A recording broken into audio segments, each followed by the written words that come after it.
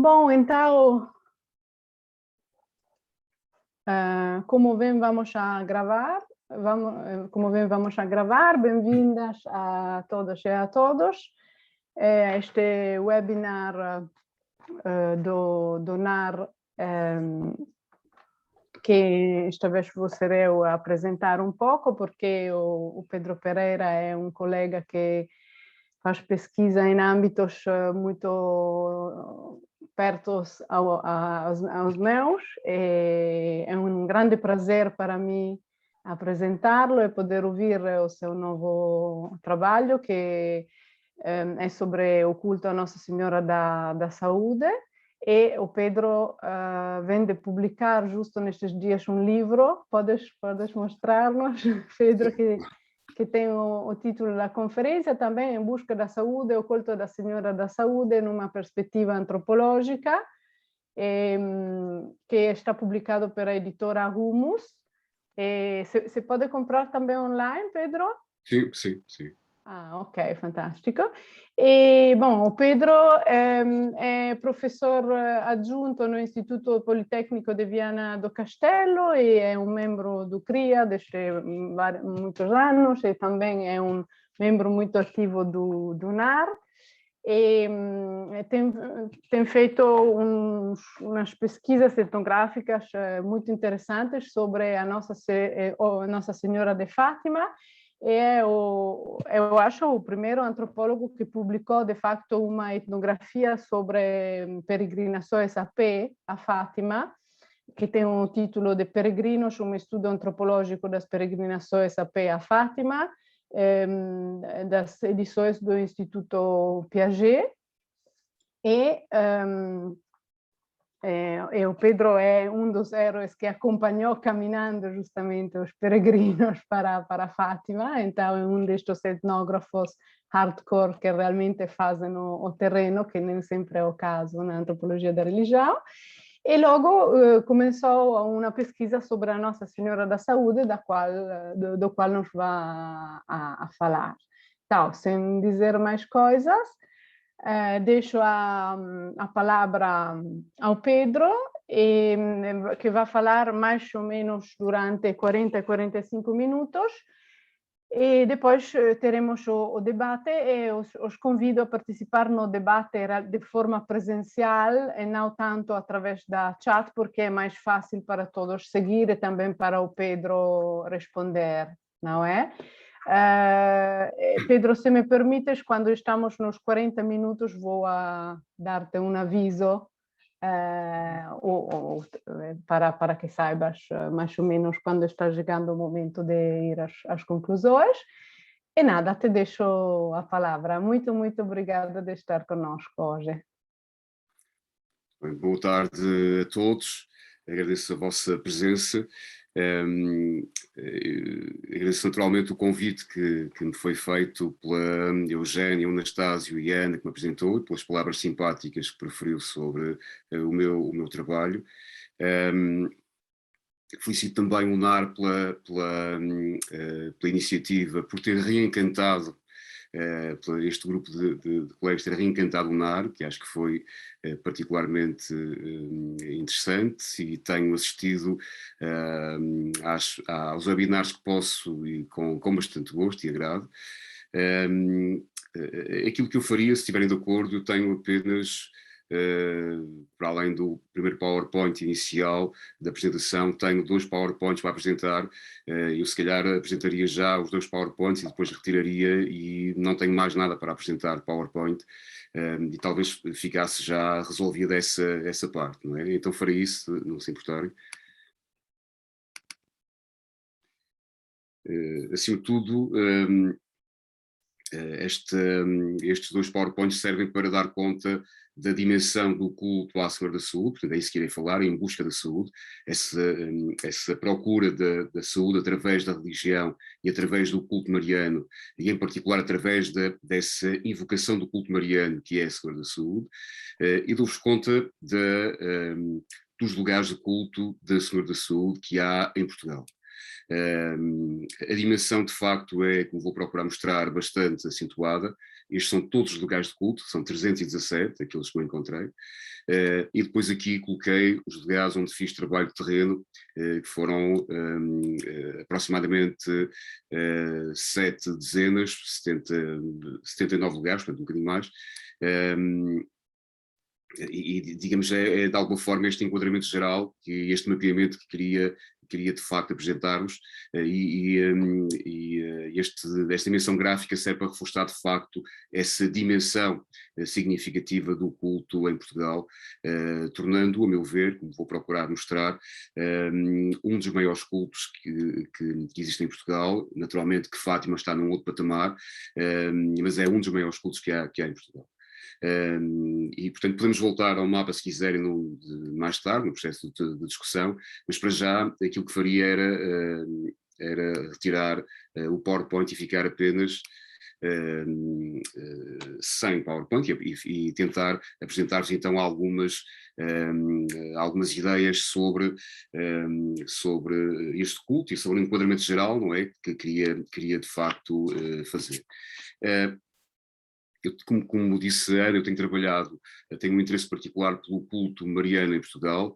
Comecei pelo culto à Senhora de Fátima, e agora, ou mais tarde, não agora, mais tarde, de facto, comecei a trabalhar o culto à Senhora da Saúde. Acima de tudo, que me interessava conjugar as duas vertentes, a saúde e a religião, e esta entidade religiosa na própria designação conjuga precisamente esses dois patamares, a saúde e a religião.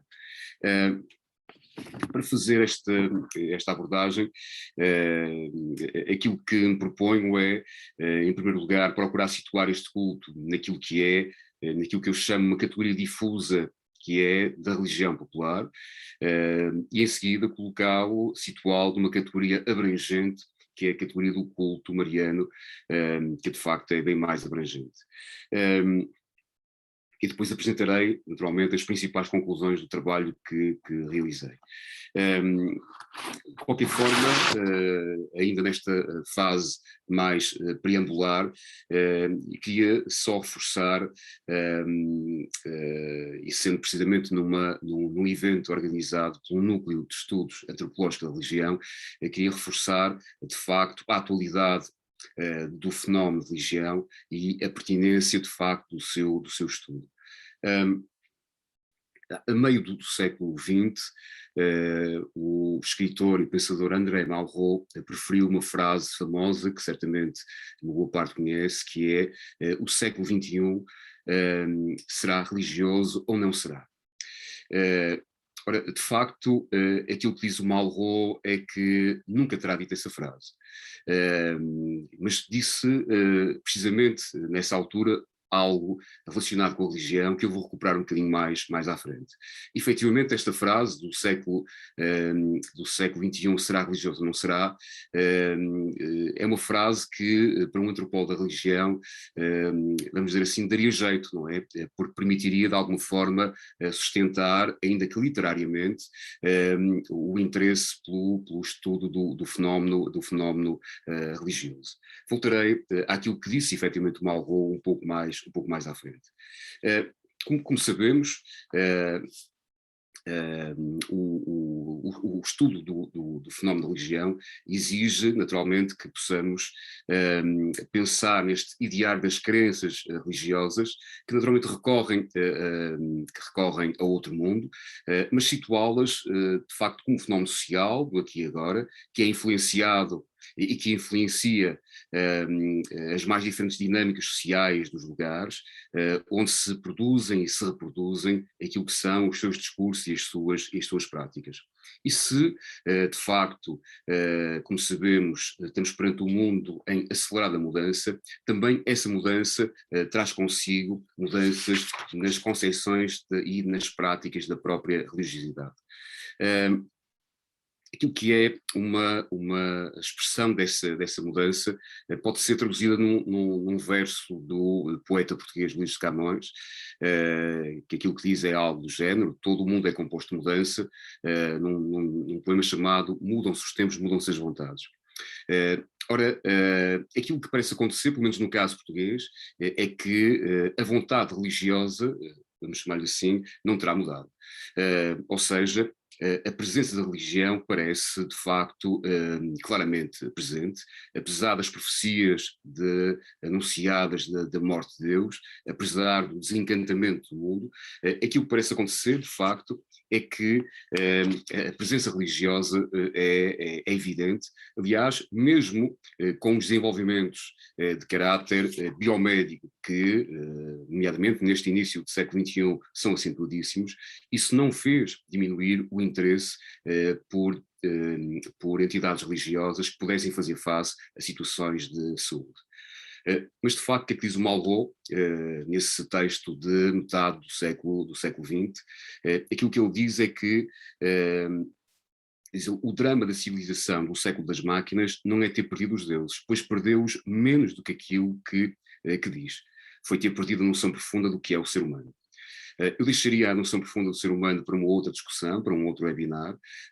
Naturalmente deixaria também a questão das máquinas, porque apesar de ter alguma concordância neste processo com o Malraux, porque me parece que aquilo que fizemos foi humanizar as máquinas e talvez maquinizar os seres humanos, mas isso seria uma outra discussão. Aquilo que me interessa aqui, de facto, é a ideia que, naquilo que diz o Malraux, de facto, que é, talvez tenhamos perdido menos os deuses do que aquilo que julgamos que perdemos. Claro que, como sabemos, não é? Houve transformações naquilo que é a paisagem religiosa no geral e em Portugal em particular, não é? Desde aquilo que é uma certa confiança ilimitada quase na capacidade humana, o enfraquecimento da hegemonia histórica, não é? Das religiões oficiais, o pluralismo religioso, a individualização da religião, a autonomia religiosa, a privatização da fé, bom, e uma série de outros aspectos, não é? Que mostram que, de facto, as crenças e práticas religiosas se transformaram. Contudo, aquilo que parece acontecer é que, como diz Obadiah, nem a modernidade nem a globalização esgotaram a riqueza e a criatividade da vida religiosa, que demonstrou notáveis capacidades de adaptação. Talvez, diria eu, o mundo nunca se tenha desencantado. Aquilo que faz a religião popular, do meu ponto de vista, é de facto ser uma expressão disso mesmo, não é? Uma expressão de criatividade e uma expressão de continuidade. Aquilo que o culto da Segunda Saúde é exatamente essa, uma expressão maior, talvez, daquilo que é a religião popular. A dificuldade em definir a religião popular é, a meu ver, significativa. Aliás, apesar de, naturalmente, qualquer académico, né, valorizar as dimensões conceptuais, de definir conceitos, e não me excluo disso, contudo, aquilo que me parece é que, por vezes, a definição de conceitos pode ser, eu diria, pode levar a uma espécie de asfixia de solidão, pode ser muito claustrofóbica, porque, digamos, definir pode ser criar um fechamento que pode ser excessivo em determinados conceitos. Talvez possa ser interessante, não ao invés disto, mas a par disto, podemos caracterizar alguns conceitos e talvez salientar a solidariedade entre conceitos, as suas interligações. E neste caso concreto da religião popular, parece-me que se aplica particularmente aqui. Uma das dificuldades, desde logo, no próprio conceito da religião popular, é no adjetivar da religião. Colocar o adjetivo popular à religião faz desde logo pensar que há uma relação entre um tipo de religião e outra que é instituída, e faz pensar que haverá uma religião que não será a religião do povo, não é? Ou que haverá algum grupo de pessoas que não fará parte daquilo que é a categoria povo. As crenças da Senhora da Saúde são, de facto, uma expressão daquilo que alguns chamam um desvio da religião instituída, que acontece nas mais diferentes crenças religiosas, mas também aqui, neste caso, no catolicismo. De facto, diversas vezes, o culto à Senhora da Saúde não coincide de uma forma precisa com aquilo que está defendido pela religião instituída. Por exemplo, num dos lugares de culto da Senhora da Saúde, aquilo que fizeram os crentes numa rua foi construir um altar. Ora, essa construção de um altar numa rua é, evidentemente, não aprovada pelo padre. Aquilo que dizia o padre da freguesia é que aquilo não é nada. Aquilo que ali está não é nada. De facto, do ponto de vista da religião instituída, não é nada. Para os crentes, tem uma relevância extraordinária. E, portanto, aquilo que nesse espaço de construção da religião popular, neste caso o culto à Senhora da Saúde, ela vai estando nas margens daquilo que é considerado, daquilo que é considerado aceitável, e vai fugindo de facto a essas regras instituídas pela religião instituída, e vai aparecendo como uma alternativa a essa relação com Deus, não é? Porque aparece como um mediador, ainda que, do meu ponto de vista, não estamos a falar efetivamente de um mediador, efetivamente, não estamos a falar de um meio para chegar a um fim. Do meu ponto de vista, frequentemente a Virgem é vista como um fim em si mesmo, através da perspectiva dos crentes, naturalmente. Há neste espaço uma certa liberdade religiosa, uma certa autonomia da forma como é vivida a religião popular, e no caso da Senhora da Saúde, ela não existe fora da religião instituída, ela não existe fora do catolicismo, existe em diálogo crítico, não é? Uma dialética crítica com o catolicismo. Por vezes, a forma como se olha para a religião popular é dar conta de que ela é, digamos assim, aquilo que ficou dos restos de uma religião ou de formas de religião anteriores. Outras vezes, resulta daquilo que são processos de ignorância do povo que precisa de ser doutrinado, não é? Aquilo que de uma forma ou de outra, não é?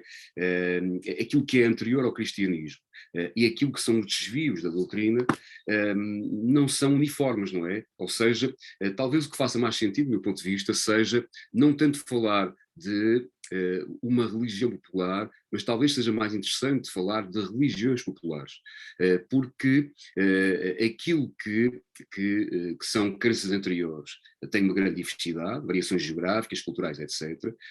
Aquilo que se desvia da religião instituída também tem uma grande variabilidade, e talvez, de facto, ao tornarmos plural a religião popular, talvez ela possa acolher mais aquilo que é de facto a realidade, os fenómenos que se nos deparam. Esta divergência em relação entre a religião popular e a instituída está evidente, por exemplo, na dicotomia relativamente recente, no caso de Fátima, por exemplo, entre visões e aparições. Essa distinção entre aquilo que é, durante muito tempo em Fátima falava-se em aparições, mais recentemente começou-se a falar em visões. Quem fala em visões, naturalmente, é a religião instituída e da forma como concebe o que é esse fenómeno. Pode ser o conceito de milagre, não é? Que de uma forma paradoxal, a religião instituída procura afirmar o conceito de milagre, nomeadamente aqueles que dizem respeito a situações de doença, através da própria ciência. Ou seja, é através da ciência, da inexplicação da ciência, que se afirma aquilo que é o milagre. Ora, do ponto de vista dos crentes, nada disso é necessário, não é? Para ser um milagre basta que aconteça aquilo que os crentes pediram que pudesse acontecer. E isso é suficiente para ser um milagre. Pode ser o conceito de peregrinação, não é? Que é bem diferente na perspectiva da religião popular e da religião instituída. Pode ser a relação com as imagens da Senhora da Saúde. De facto, a Senhora da Saúde, como a invocação da Virgem, parece-me que tem um pé naquilo que é a religião popular e tem outro pé naquilo que é a religião instituída. E faz, de uma forma particularmente interessante, uma interface entre um mundo e outro mundo. Sempre de uma forma relativamente crítica e sempre num processo, diria, quase de fuga da religião instituída, porque recorrentemente é necessário, por parte da religião instituída, lembrar que não estamos a falar de uma religião dominantemente feminina, e que a Virgem é tão só a Mãe de Deus, o que, apesar de ser muito, é tão só isso, não é? A Mãe de Cristo, perdão. No caso do culto mariano, então, aquilo que teríamos que fazer, digamos assim, de uma forma relativamente breve, seria recuar para encontrarmos aquilo que seriam as origens do culto mariano, diria talvez até ao Paleolítico, não é? Às grandes deusas, às Vênus aurinenses, e que depois se prolongaram noutras formas de culto, mas se calhar, abreviando, aquilo que talvez seja interessante notar é a presença na paisagem religiosa católica de um número muito significativo de santuários marianos. Aliás, os principais de culto, os principais lugares de culto da religião católica são santuários marianos. Isso evidencia bem aquilo que é a expressão do culto mariano. Nos meus trabalhos de investigação, aquilo que encontrei foi quase 1000 invocações da Virgem só em Portugal.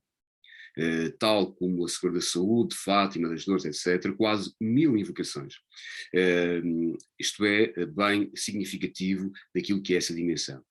Cerca de 3/4 dos santuários em Portugal são santuários marianos. Há, no caso da Virgem, há na Guarda, na Beira Alta, uma invocação da Virgem que é Senhora de Tudo. Senhora de tudo. Quer dizer que só seria necessário esta, porque não é preciso mais nenhuma, porque ela é uma senhora de tudo. Contudo, devo dizer-vos que a Senhora da Saúde é também para os crentes uma entidade religiosa, não para a saúde do ponto de vista biológico, mas uma senhora para tudo também. Com esta abordagem que fiz, torna-se claro, do meu ponto de vista, que há uma discrepância, pelo menos em Portugal, mas eu diria que não só, entre aquilo que é a dimensão do fenómeno do culto mariano e do culto à Senhora da Saúde em particular, e aquilo que tem sido o interesse dos cientistas sociais, nomeadamente antropólogos, em relação a este fenómeno. Ora, o culto específico à Senhora da Saúde surgiu, a primeira referência que encontrei foi do século XII, uma imagem que está no Porto, e que é de facto a primeira imagem encontrada. Contudo, não foi a partir daí que o culto teve a sua expressão maior, foi a partir de Lisboa, concretamente, um culto que surgiu a partir do século XVI, perante uma epidemia que matava cerca de 500 pessoas por dia. Aquilo que fizeram os crentes foi, de facto, pedir auxílio à Senhora da Saúde, que vem a acontecer, e depois é feita uma procissão, e a partir deste lugar, tanto a doença, a epidemia se espalhou pelo país, como também o culto se espalhou pelo país. Umas vezes a crença se chegava antes, procurando impedir que a doença chegasse, outras vezes o culto chegava depois para fazer face à própria doença. Ou seja, estamos a falar de um culto que é multissituado, como puderam ver no mapa, está espalhado pelos mais diferentes lugares do país. Nem todos os lugares de culto resultaram da centralidade de Lisboa, outros decorrem de outras motivações.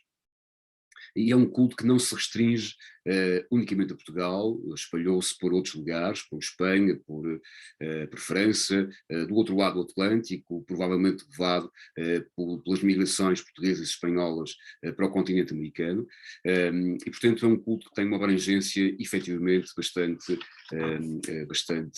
grande.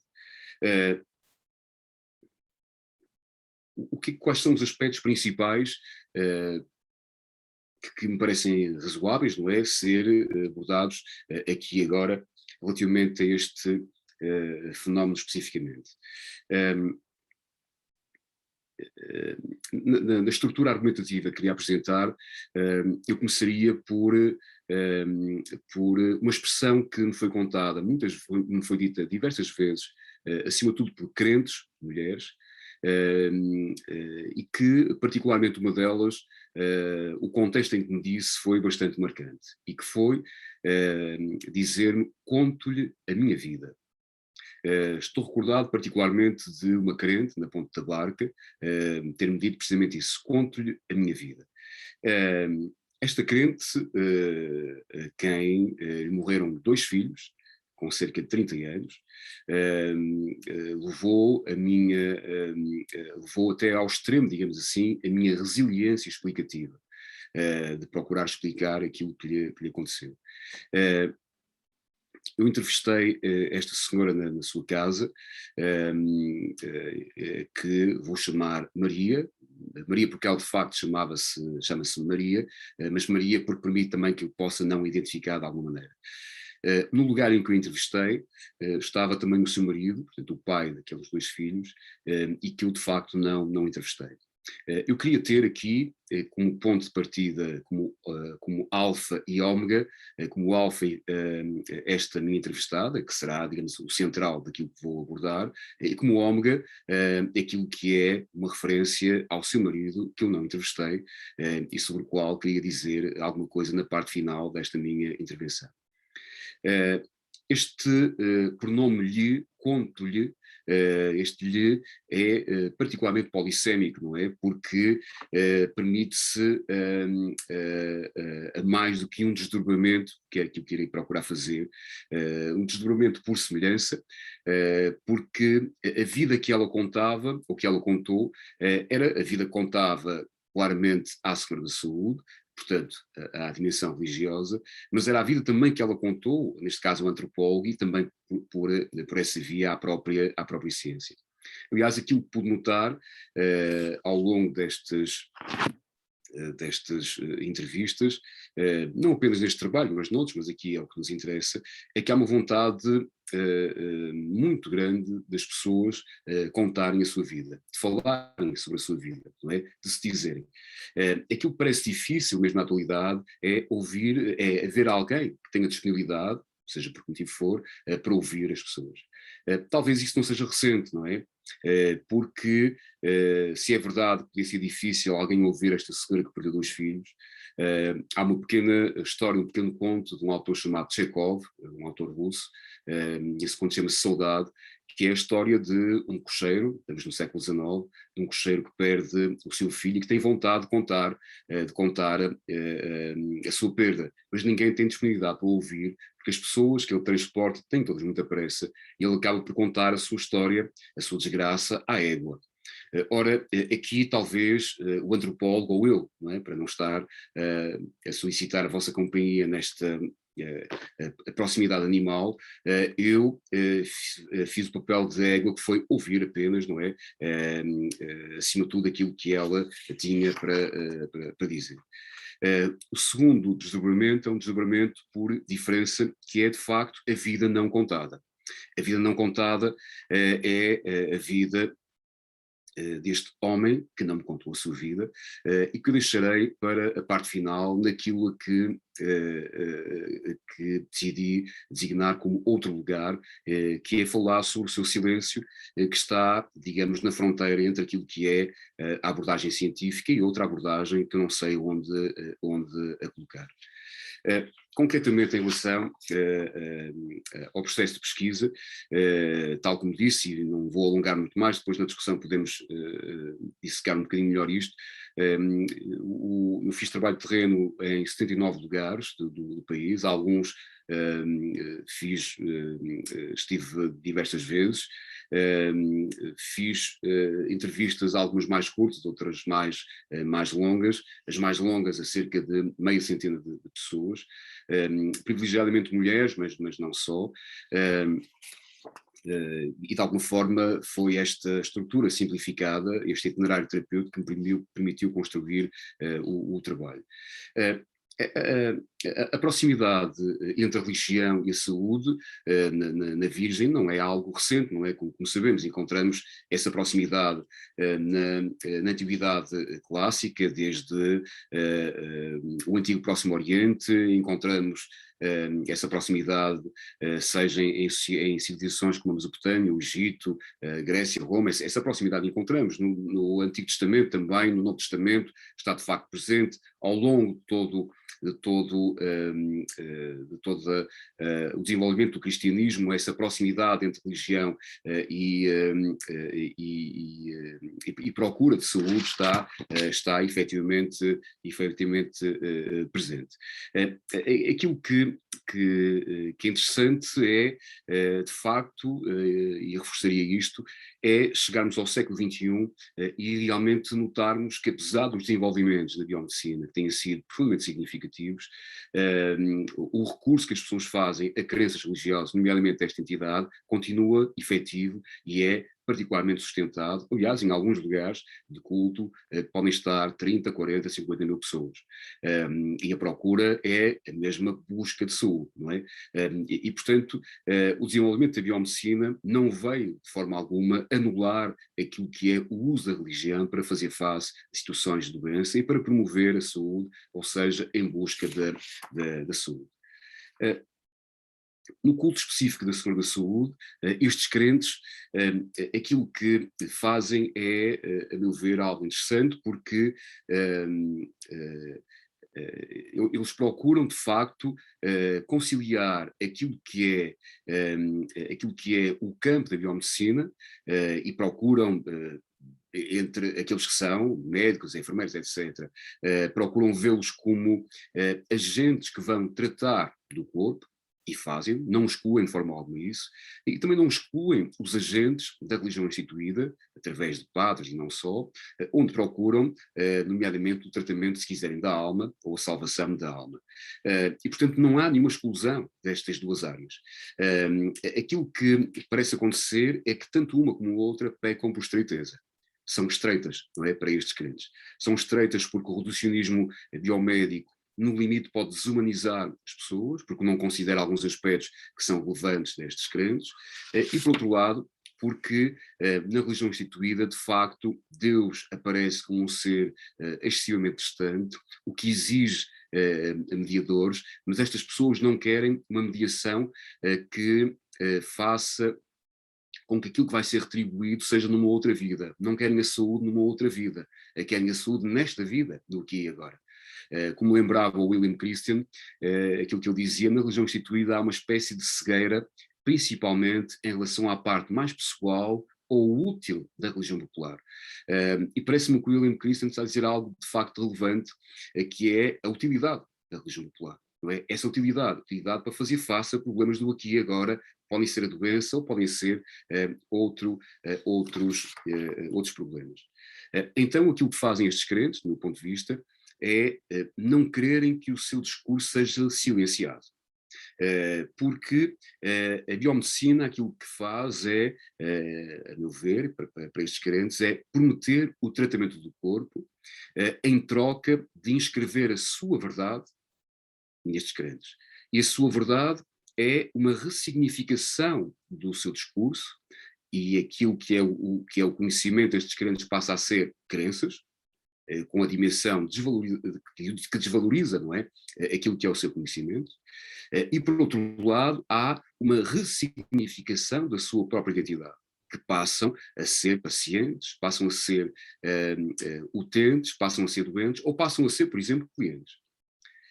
A religião instituída faz algo com uma estrutura semelhante, porque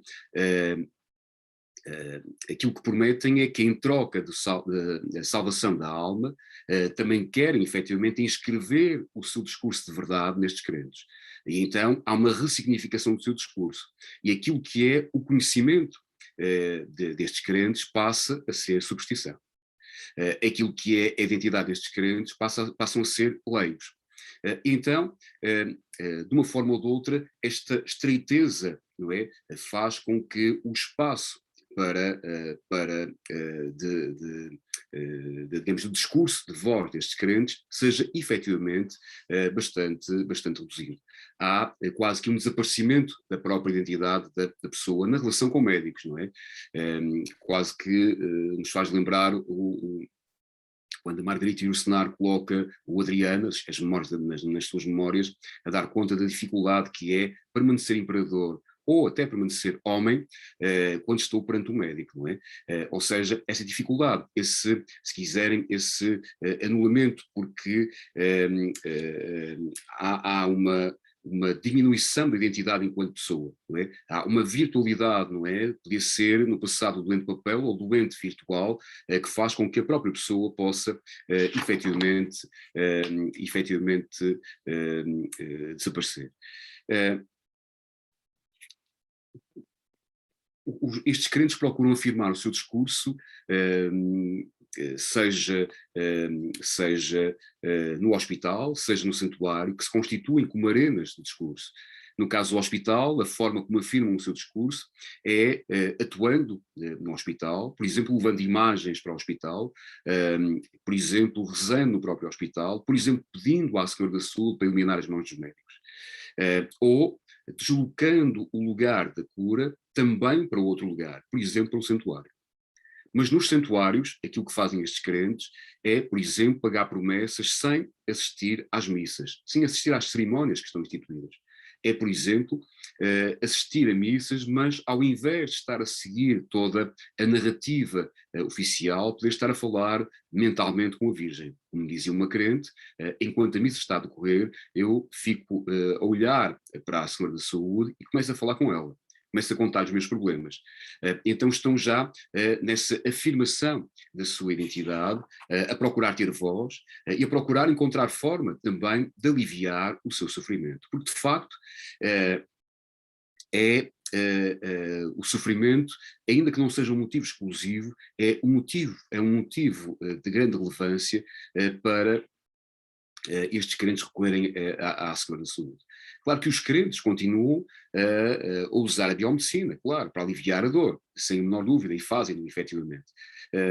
Ao contrário daquilo que é frequentemente afirmado ou pensado por profissionais de saúde, o recurso, neste caso concreto, à Senhora da Saúde, não começa quando acaba a probabilidade de cura da biomedicina, começa simultaneamente. Entrevistei diversas pessoas que, no mesmo momento em que vão, na mesma viagem que vão ao médico, é a viagem em que estão a fazer um pedido à Senhora da Saúde. E vão continuando nesse pedido, coexistem concomitantemente, em diálogo, não é? E, portanto, os crentes querem de facto o alívio, não é? Farmacológico até da biomedicina. E querem também, não é descartado, aquilo que podem ser as virtudes associadas ao próprio sofrimento, as virtudes para uma outra vida, não é? Aquilo que querem é que haja uma retribuição do que fazem aqui e agora, neste mundo. Não é? Porque o sofrimento, aquele sofrimento que os desumaniza, faz com que os crentes procurem fora do humano a forma de lidar com ele. E essa forma é exatamente através da Senhora da Saúde. O sofrimento, como diz o Oscar Wilde, é um momento muito longo. O que procuram os crentes é que a Senhora da Saúde os ajude a tornar esse momento mais breve, mais suportável e, se possível, aspirar a um momento de saúde que seja longo. De facto, nós não conseguimos seguir a proposta literária de Thomas Mann, que era criar uma enciclopédia de sofrimento, onde lá estava todo o sofrimento e fazer face a ele, a sua proposta na Montanha Mágica, e como não conseguimos fazê-lo, ele mantém-se efetivamente. Talvez o que possa ser mais violento, como dizia o Nietzsche, é que aquilo que revoltava no sofrimento não era o sofrimento em si, era a sua falta de sentido. Ora, é de facto essa procura de sentido que estes crentes procuram, porque o sofrimento, a meu ver, considerando que as sociedades humanas são empreendimentos de construção de mundos, como diz o Berger, o que faz sofrimento é exatamente destruir esses mundos, não é? Esses mundos que são intrinsecamente precários, não é, como eu dizia, o que faz o sofrimento é transformar esse cosmos num caos. Aquilo que se permite na Senhora da Saúde é encontrar forma de reorganizar esse mundo, se possível evitar o sofrimento, não sendo possível conseguir viver com o sofrimento, torná-lo suportável e conseguir encontrar um sentido. Como estão a notar, uma boa parte dos crentes da Senhora da Saúde são mulheres. O que não é algo extraordinário, não é? No contexto religioso em Portugal, porque de facto, noutros trabalhos realizados em Portugal, nota-se com alguma frequência a presença feminina. Evidentemente não se exclui aquilo que que são as crenças masculinas, mas quando nós falamos da religião popular em particular, é particularmente evidente aquilo que é o agente, se quiserem, feminino da mulher no recurso a esta busca da saúde. Esta busca da saúde faz-se, diria eu, de uma forma, através de uma ação performativa, por um lado, reativa, ou seja, para fazer face a uma situação de doença, de aflição, mas por outro lado, prospectiva. Uma parte destas pessoas, aquilo que faz são, por vezes, peregrinações para pedir saúde.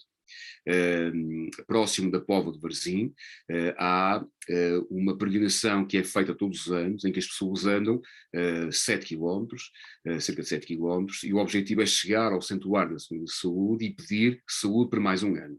E no ano seguinte fazem o mesmo e voltam a todo esse processo.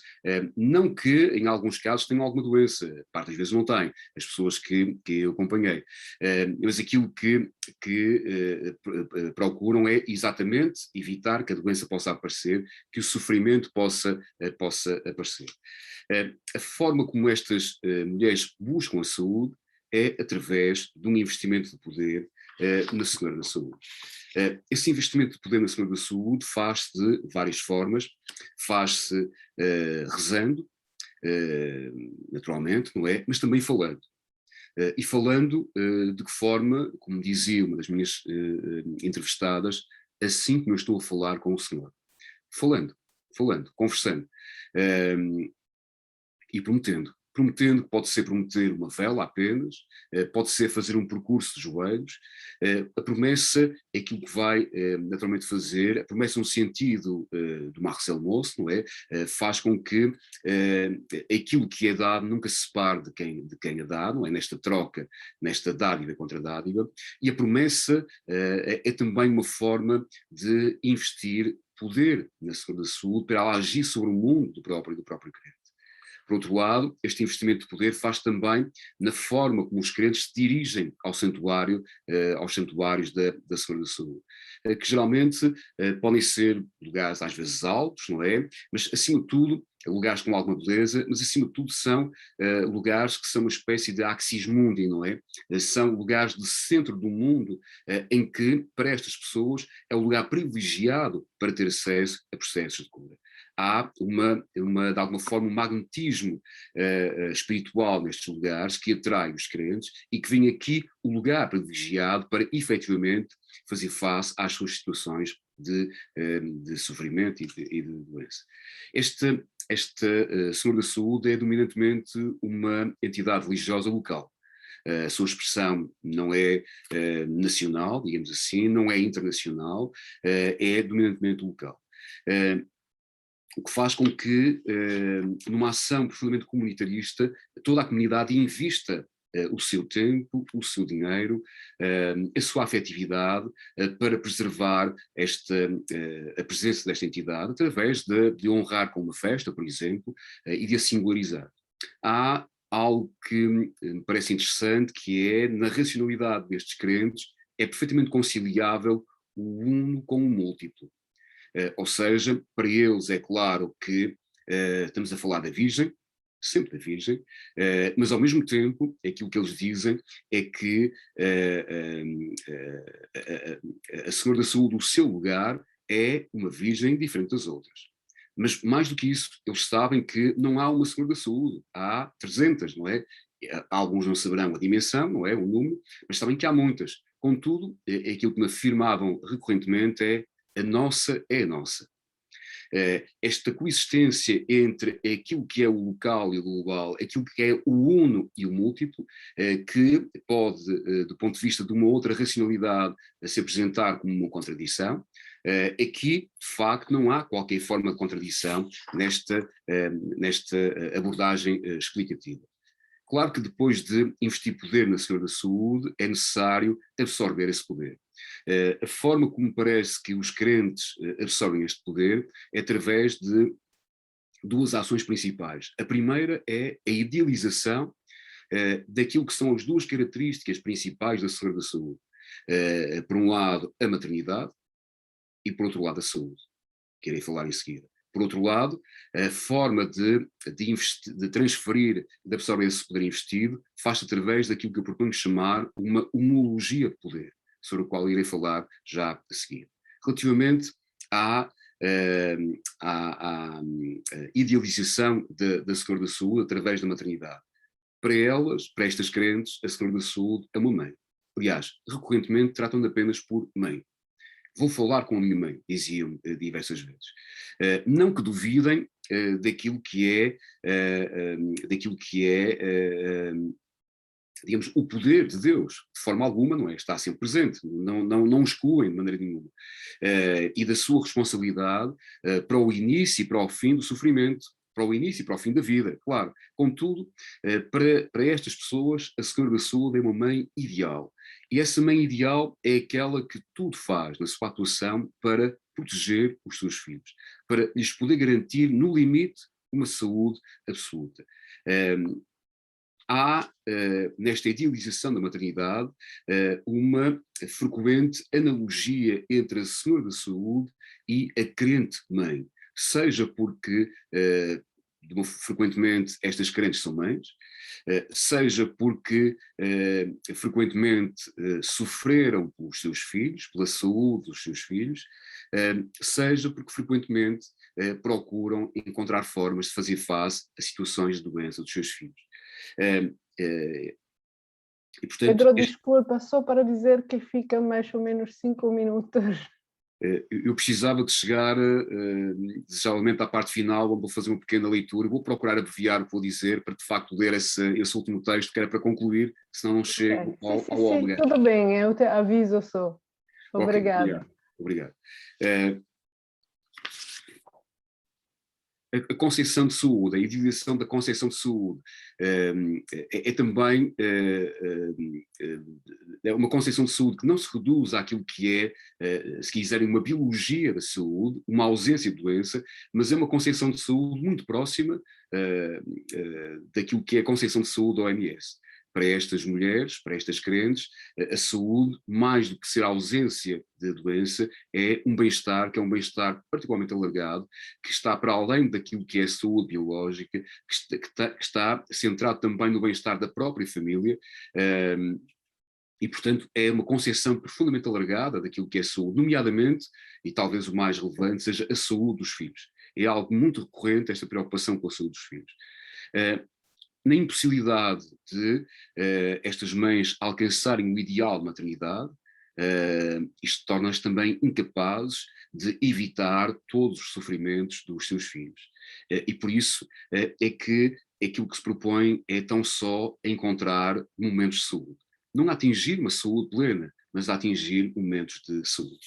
Relativamente à homologia de poder, eu creio que e, portanto, estou a falar da forma como se absorve, como estas crentes absorvem o poder investido na Senhora da Saúde. Parece-me que há dois movimentos. O primeiro movimento é de humanização da Senhora da Saúde. Aquilo que eu quero dizer com isto é que, em primeiro lugar, é a transformação de uma entidade metafísica numa entidade física. E a partir do momento em que ela tem uma manifestação física, ganha uma vida própria. E ganha uma humanidade. Humanidade, desde logo, porque tem um corpo, humanidade, porque lhe é acrescentado um conjunto de atributos, alguns deles mesmo físicos, que pode ser, por exemplo, o facto de lhe colocarem cabelos naturais, pode ser o facto de a vestirem, pode ser o facto de colocarem brincos, colares, etc., de enaltecerem a sua beleza, por exemplo, o que faz frequentemente pensar, quando olhamos para uma imagem da Senhora da Saúde, se de facto uma imagem é uma imagem. Quando participava nas atividades festivas, em particular, algo que eu ia registando recorrentemente no meu trabalho de terreno, era uma frase que roubei, que é, eu ia escrevendo, se isto é uma imagem. Ora, como seguramente estão a perceber o roubo, este foi um roubo feito ao primo Levi, que é se isto é um homem. E a pergunta é se isto de facto é uma imagem. Porque tudo aquilo que aparentava esta imagem era ser tudo menos uma imagem. Porque este conjunto de características humanas que ela apresentava faziam dela bem mais do que a sua mera materialidade. Por outro lado, aquilo que me parece é que há aquilo que eu chamaria uma santificação das crentes. Ou seja, aquilo que procuram estas crentes é criar uma proximidade tão grande com o Senhor da Saúde que procuram que o ideal de boa mãe, que elas consideram que é boa mãe, se possa aproximar daquilo que é, neste caso a Virgem, neste caso a Senhora da Saúde. E a forma como fazem é procurar identificar-se com ela. A forma como se identificam pode ser, em alguns casos, poderem vestir-se como ela se veste, com as roupas da Senhora da Saúde, pode ser vestir as suas filhas com a roupa da Senhora da Saúde, pode ser abraçar a Senhora da Saúde, pode ser beijar a Senhora da Saúde, ou pode ser, como fez uma crente que entrevistei, a me dar com a Senhora da Saúde ao colo, que foi o momento mais feliz da sua vida, onde a doença não estava presente. Naquele momento, a doença não estava presente. Quando estava a fazer trabalho de terreno em Penafiel, estava a ver crentes com filhos ao colo que iam beijar a imagem da Senhora da Saúde que estava no altar. A posição em que eu estava fez-me pensar que havia ali aquilo que eu chamei uma simetria axial devocional. Ou seja, se imaginarmos um eixo com uma simetria, é que de um lado estava a Senhora da Saúde com o menino Jesus ao colo e em frente estava uma mãe com um filho ao colo. Havia uma semelhança enorme entre uma e outra que estavam naquele espaço preciso.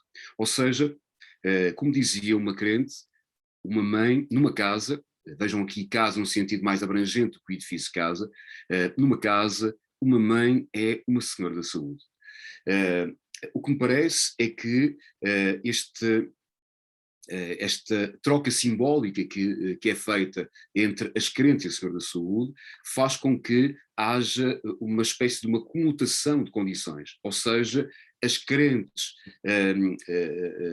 dão um pouco da sua humanidade à Senhora da Saúde e a Senhora da Saúde dá um pouco da sua dimensão divina aos próprios crentes. Ou seja, há uma circularidade que as faz experimentar quase que o outro lugar, mas esse experimentar o outro lugar não é inócuo, porque essa experiência de outro lugar faz com que fique inserido em si, vamos dizer assim, elementos que fazem parte da outra condição, seja ela humana, seja ela divina. Contudo, este investimento não é apenas um investimento de poder, é um investimento também de afetividade, e vou aproximar-me do fim, efetivamente. Este investimento de afetividade pode expressar-se como um paliativo contra a solidão, ainda que o Unamuno diga que que o solitário traz a multidão consigo. De facto, no sofrimento, para alguns, pelo menos, há um confronto consigo próprio, não é? E essa dimensão solitária pode ser particularmente existencial. Este investimento de afetividade na Senhora da Saúde alimenta a esperança de que vai ficar tudo bem. Alimenta-se também ele próprio de beijar, tocar, rir, chorar com essa entidade. Narrar o sofrimento. Contudo, se estão recordados do meu alfa, não é? Do meu ponto de partida, da minha entrevistada, Maria, o seu filho morreu. Os seus filhos morreram. A morte dos filhos, para as minhas entrevistadas, e se calhar não apenas para ela, era o maior de todos os sofrimentos. E aqui temos que voltar ao ponto de partida. Uma das minhas alunas de uma escola onde dou aulas, que é médica, contou uma história de uma mãe que tinha ido ao médico e que tinha perdido um filho, e o médico, com boa vontade, mas talvez com descuido, aquilo que lhe disse foi: você ainda é muito nova, perdeu um filho, mas pode muito bem ter outros. E aquilo que ela respondeu foi que nenhum filho substitui o outro. Este nenhum filho substitui o outro faz pensar na dificuldade da morte de filhos. O escritor António Lobo Antunes conta uma história da sua mãe que, quando lhe foram contar que um dos seus filhos tinha morrido, aquilo que ela disse foi: uma mãe não tem o direito de estar viva quando um filho morre. E passado pouco tempo, morreu. Ora, de facto, a minha entrevistada, a Maria, não morreu. Aquilo que ela vive é na esperança de conseguir encontrar uma ordem para o seu sofrimento, encontrar um sentido para o seu sofrimento, encontrar uma espécie de, por trás da desordem que é a morte de filhos, algo semelhante àquilo que dizia o Borges, não é, na Torre de Babel. Por trás desta desordem haverá seguramente uma ordem, não é? E encontrar essa ordem que lhe possa permitir viver com o sofrimento, continuar a viver com o sofrimento, não é? E quase paradoxalmente poderia convocar para aqui o Nietzsche para dizer que quando nós temos um porquê, suportamos qualquer como, não é? Este qualquer como permite pensarmos na ideia perdão, o porquê permite pensarmos na ideia de sentido, não é? Encontrar um sentido para aquilo que possa vir a acontecer. É verdade que estas mulheres se revoltam contra Deus, sim. Como dizia uma entrevistada, só não me revolto mais contra Deus porque tenho medo de ser castigado, senão voltar-me-ia. Aquilo que acontece é que nunca se revoltam contra a Senhora da Saúde, o que me faz pensar que este é um culto sem um ónus da desgraça, porque a Senhora da Saúde não é responsável por nenhum mal que acontece a estas mulheres, porque, de facto, ela não castiga, ela não põe à prova. Como mãe, aquilo que ela quer é o bem-estar dos seus filhos. As minhas crentes, as crentes que eu entrevistei também, como mães, aquilo que fazem é, de facto, recorrer à Senhora da Saúde em busca de saúde, não apenas para elas, mas para os seus filhos e para a sua família. Claro que falta o marido, não é? Que foi aquilo que não falei. E aquilo que pedia era a tolerância de 3 minutos ou 4 para poder falar do marido. Ok, mas realmente 3 minutos, porque não, é sobretudo para ti, porque acho que o mais interessante para ti logo é ouvir os comentários, não é? Pelo Sim, tanto, serei ok. rápido, Sim, sim, sem. tudo bem. Bom, portanto, este é um relato de terreno, está no limiar, num limbo, se quiserem, entre aquilo que é a fronteira do trabalho científico e outro lugar que não sei o nome, e aquilo que farei é dar-vos conta disso da forma mais breve possível. Portanto, um relato de terreno sobre o seu marido. Talvez um pouco menos de 1,80 m, talvez um pouco menos de 70 anos. Foram estas as coordenadas de observação que ficaram registadas no meu diário de campo, situando um homem que, vestido de um silêncio monolítico, passou um pouco mais de 3 horas de pé, encostado a uma parede, enquanto eu entrevistava a sua mulher. Num processo em bola de neve que me foi levando para norte, de crente em crente, de pessoa em pessoa, de aflição em aflição, aportei em casa uma mulher que já sabia o que eu vinha. 2h30 da tarde, de uma tarde de uma chuva de inverno para sempre acomodado na vida da minha entrevistada. Designei-me-la apenas por um só nome, Maria. Maria porque de facto chama-se Maria, Maria porque é uma evocação divina que faz pensar em Theotokos, a Mãe de Deus, ainda que a nossa Maria fosse um pouco mais do que a Maria da Pietà, não apenas no nome, mas no sofrimento, talvez obrigasse Miguel Ângelo a duplicar os braços de Maria ou a arrancar da pedra uma outra Pietà. 4 ou 5 passos à frente do marido, permanecia imóvel na soleira da porta. Maria esperava-me num átrio exterior, com um pranto que não cabia no interior da sua casa, nem no interior do seu corpo, nem tampouco na sua vida. Todavia, esta dor convivia estranhamente com alguns laivos de contentamento, que eram um pouco mais do que a simpatia de me receber, e que a revestiam numa singular beleza, fazendo evocar em mim a abertura do Bonjour Tristesse, verso roubado por François Sagan a Paul Eluard, para lhe dar a dignidade de título de livro. A sua dor era tão grande que transbordou. Começou a narrar-me a sua vida, como se abrisse uma caixa de Pandora, cheia de desgraças. Talvez esperasse apenas narrar o seu sofrimento. No terreno, partilham-se disponibilidades. A do outro de se dizer, a do antropólogo de o ouvir. Por vezes o investigador nem tem que dizer ao que vai, pois uma entrevistada como Maria só tem uma história para contar. Ao investigador cabe-lhe recuperar margens para que o texto ganhe contexto, deixando correr a narrativa como um rio. Acontece diversas vezes um trabalho de terreno, particularmente quando versa as aflições de pessoas que nunca vimos antes, passar-se num instante do distanciamento à proximidade, do estranhamento à intimidade. Mas para lá da intimidade do encontro permanecem as emoções que não se obscurecem quando se fecha o diário de campo, nem se silenciam quando se desliga o gravador. As emoções entranham-se no antropólogo, assentando-lhe inusitadamente a memória. Todavia, neste texto de viagem, marginal à dimensão empírica da investigação, eu não queria falar da narrativa desta mulher que perdeu os 2 filhos, com pouco mais de 30 anos, não queria falar da trágica ironia da vida que a fazia enterrar os 2 filhos, primeiro um, depois outro, ambos com doença e tratamentos prolongados, no jazigo que tinha preparado para si e para o seu marido, na aldeia onde nasceu, viveu e onde queria que os filhos a enterrassem. Neste texto de viagem marginal, eu queria evocar o marido, o pai que também perdeu os 2 filhos, os 2 meninos, e que eu não entrevistei. É a sua figura absolutamente perpendicular ao chão que me visita recorrentemente a memória. As suas mãos eram de um trabalho manual, certamente duro, e que as mãos já tinham abandonado há algum tempo, mas de um trabalho para sempre acomodado nelas. Apertou-me intensamente as mãos à chegada. Talvez tenha sido tudo o que me disse. Na imagem que me visita, o corpo era forte, mas seco. Talvez por ter ido afundando num velho sofá, na cadência sucessivamente adensada das palavras de Maria, e dele ter permanecido de pé, talvez pelo seu longo e fundo silêncio, aparece-me bem mais alto que o seu 1,80 m, bem mais velho do que os seus 70 anos. A paisagem do rosto, a sul dos olhos, estava marcada por vestígios secos de leitos, profundos de rios de águas que nunca foram doces, como se os rios nascessem do mar dos olhos. Sucedeu tudo ao contrário. Os filhos morreram primeiro. Os rios simétricos nascidos dos olhos terão corrido paralelamente aos braços, dependurados dos ombros, desaguando nas mãos, outrora tão fortes, contudo impotentes para segurar os filhos à vida. E penso nos Dostoiévski, como será possível viver com este crime? Qual será o castigo para este crime? O silêncio?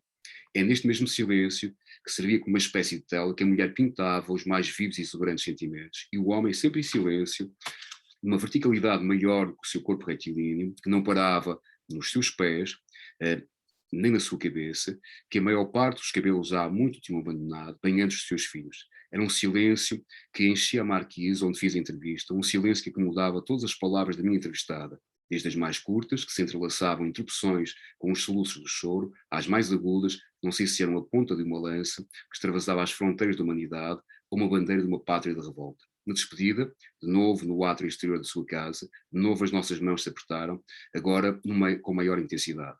A mulher pediu-me para voltar, nas suas palavras, venha e traga o seu menino. Nunca encontrei a coragem para levar a criança que agora lhe faltava. E hoje são dois meninos, que quebram todos os silêncios. Os meus resquícios de coragem desvaneceram-se. Não voltei a essa casa, mas na minha, sobretudo à noite, no fundo da noite, quando a alvorada infindável da infância abranda um pouco, a minha memória convida este homem e ambos partilhamos a melodia do silêncio. A minha, breve, a dele, perene. Não tenho mapa, nem bússola, nem astrolábio para esta viagem, nem sei tão pouco qual será o porto para esta mnemónica experiência de terreno. Talvez seja um lugar científico, talvez seja um lugar artístico, talvez seja mesmo outro lugar. Obrigado pela paciência e pelo prolongamento desta minha apresentação. Obrigado. Muito obrigada, Pedro. Pois foi realmente muito, muito interessante. E eu também encontrei situações muito semelhantes na minha pesquisa de homens que ficavam silenciosos, mas se via que tinham muitas coisas para contar, é muito, muito sofrimento, não é? Encontrei muito poético e muito realístico também como procuraste dar voz a este homem que não fala, não é? E, pois eu tenho muitas perguntas, como podes imaginar, mas queria antes ver se há já alguém que tem uma pergunta e quer começar, ou se nem... Ok, enquanto, digamos, se recuperam um pouco desta apresentação tão densa de emoções, vou aproveitar do meu rol de quem apresentou o Pedro para começar a fazer uma pergunta. Eu acabo de voltar de Veneza e lá há um culto muito importante alla Madonna della Salute, é uma das mais belas igrejas de Venezia. Então, eu me perguntava se talvez no futuro pensas fazer também pesquisa sobre, digamos, a vertente mais internacional da Nossa Senhora da Saúde, e também bem na Espanha, não é? Nossa Senhora della Salute é bastante importante. E também se sabes ou se notaste já que há algumas diferenças entre a Nossa Senhora da Saúde portuguesa. Já vimos que há diferenças em cada lugar, não é? Mas se há umas diferenças, digamos, nacionais entre Nossa Senhora da Saúde portuguesa ou em outros países. E relacionando-me com isso, se talvez encontraste migrantes que vêm de antigas colônias portuguesas e que te falaram de um culto de Nossa Senhora da Saúde nas suas terras de origem, não é? Bom, eu de facto tinha vontade de poder expandir a investigação para outros lugares, não é? Desde logo para a Península Ibérica, e aproveitando a proximidade com Espanha, e talvez um bocadinho mais longe. De facto, essa vontade tenho, desde que consiga ter condições para este processo de investigação, teria interesse em fazê-lo, porque não tenho profundas informações em termos de terreno, efetivamente, sobre o culto da Senhora da Saúde noutros lugares. Digamos, não tem informação etnográfica, que era aquilo que eu gostaria de facto de ter, de algum trabalho que tinha sido feito de outros colegas, e gostava de facto de criar essa confrontação e ver as proximidades, os distanciamentos, a forma como em cada país se vão criando, digamos, ideários próprios, não é? Tem de ver com a própria cultura do país, tem de ver com a forma como cada um vai construindo essa identidade de género, e que possa manifestar-se em formas particulares de culto. No caso específico de migrantes, não tenho informação, não tenho essa informação, ou seja, sei de facto que há emigrantes, portanto portugueses que estão fora de Portugal e que voltam a Portugal para prestar culto à Senhora da Saúde, sim, claro, intensamente, tal como é feito em Fátima, sim, isso é bastante intenso, ainda que neste caso, como estamos a falar de um culto local, eles voltam para a sua aldeia, voltam para a festa da sua aldeia, onde esta entidade ainda que por vezes não seja a padroeira. Aliás, é algo que acontece e que é interessante, é que muitas vezes ela não é a padroeira do lugar, mas é, como lembrava o William Christian, de Los Santos à Maria, não é? Esta transição, desta passagem dos santos para Maria, e muitas vezes se impôs a santos do próprio lugar. Ou seja, às vezes há santos que são o santo padroeiro do lugar, mas que foram perdendo terreno na devoção das pessoas, e que é preciso, por vezes, os padres lembrarem que esse santo é o padroeiro do lugar, e investir na festa desse padroeiro, porque de facto as pessoas querem ou privilegiam o investimento em entidades femininas, invocações da Virgem, neste caso concreto da própria Senhora da Saúde. Ela não tem uma iconografia própria, ou seja, não há uma iconografia própria. Se tivéssemos que encontrar o mínimo comum, teria que ficar pela Virgem apenas, não mais. Porque por vezes aparece com variações cromáticas, sim, por vezes aparece com o Menino Jesus, outras vezes aparece com o mundo na mão, varia imenso lugar para lugar. Em alguns casos há digamos, há imagens que são rebatizadas, vamos dizer assim, em que era uma outra invocação e as pessoas passam a designar aquela entidade com a invocação de Senhor da Saúde. Porque de facto a abrangência que tem a saúde para estas pessoas é muito grande. Enquanto na focalização de entidades religiosas associadas à doença é muito mais circunscrita. Às vezes há algum tipo de doença, uma epidemia, por exemplo. Neste caso, não. Neste caso, a perspectiva de olhar para esta entidade não é apenas pela via, se quiserem, reativa em relação àquilo que é o sofrimento e a doença, mas é também por uma via prospectiva de promoção da saúde.